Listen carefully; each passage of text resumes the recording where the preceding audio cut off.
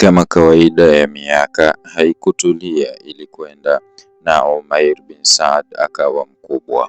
Walikuwa wakazi wa mji wa Himsa ni wenye kuwatisha sana watawala wao, wenye kuwashtaki dhidi yao. Hawakuletewa mtawala ila walimtia dosari na wakamkusanyia makosa dhidi yake na kupeleka malalamiko yao dhidi yake kwa khalifa wa Waislamu na kumwomba awabadilishie mtawala aliye bora zaidi ya walionaye. Basi Al-Faruq Umar bin Khattab, Mwenyezi Mungu amwiradhi, aliazimia awapelekee mtawala ambaye hawatopata dosari ya kumtia wala kuona aibu yoyote katika mwenendo wake. Umar bin Khattab akamwaga ala ya mishale yake, akatizama mishale yake, yaani watu wake, akaujaribu kila mshale, hakupata mshale ulio madhubuti ila Umair bin Saad. Ukiachilia mbali kwamba Umair alikuwa wakati huo akipigana vita bara Arab katika nchi ya Sham, akiwa kiongozi wa jeshi linalopigana katika njia ya Allah. Mbali na hayo, Amirul Mu'minin Umar bin Khattab alimwita akamkabidhi utawala wa Himsa na akamwamrisha aelekee huko. Umair bin Saad akakubali amri hiyo, ijapokuwa alichukia, kwani yeye hakuwa akipendelea kitu chochote zaidi ya kupigana jihad katika njia ya Allah. Umair aliwasili Himsa, akawaita watu wahudhurie swala ya jamaa.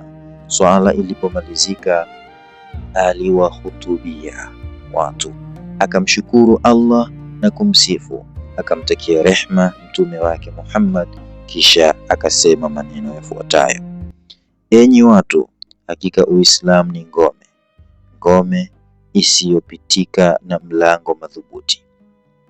Ngome ya Uislamu ni uadilifu na mlango wake si mwingine bali ni haki.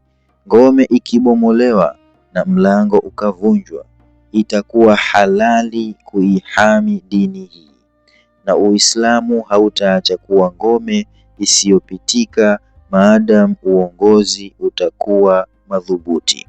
Na umadhubuti wa Uislamu sio kupiga mijeledi watu wala kuua kwa upanga, bali ni kuhukumu kwa uadilifu na kufuata haki.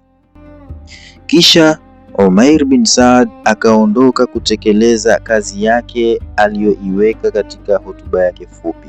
Umair bin Saad alitawala mwaka mzima mji wa Himsa pasi na kupeleka barua yoyote kwa Amirul Mu'minin katika kipindi hicho, wala hakutuma dirham wala dinar kama kodi ya Baitul Mal ya Waislamu.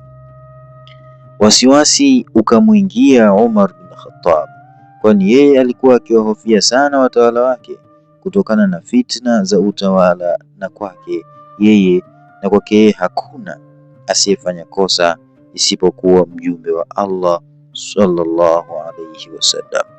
Akamwambia mwandishi wake, mwandikie Umair bin Saad na mwambie, itakapokufika barua ya Amirul Mu'minin iache Himsa na uje kwangu.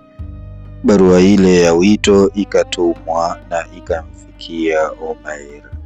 Ataitekelezaaje? Na mazungumzo kati ya khalifa na gavana wake, kwa maana ya Umar ibn al-Khattab na Umair bin Saad, yatakuwa ya sura gani?